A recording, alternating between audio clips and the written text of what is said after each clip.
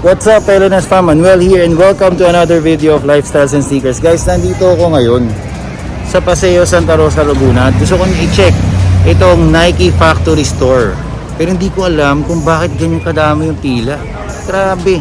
Kano ba, hindi pa ako updated kung anong sale nila dito, no? Kung gusto, na-intriga tuloy ako. Bakit ganyan kahaba ang pila dito? Malakas ba yung sale dito? Titignan natin yan. Let's go!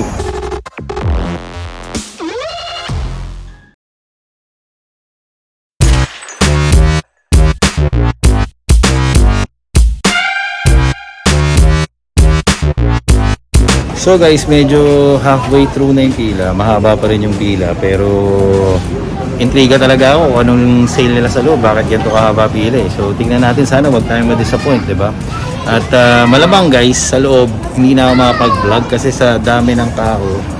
Most likely hindi nila papayagan patayin yung music nila. So maano tayo, makaka-copyright tayo doon. Kaya papakita ko na lang sa inyo kung ano yung mga naka-sale nila doon, no? At kayo na ang humusga. Wala na tayong salita sa loob. Paglabas ko na lang ulit, tsaka tayo mag-usap. Okay? Anyway guys, bago natin pakita nga yung mga sapatos na yan, pa-like muna nitong video na to. Hindi naman ako tipidin sa like.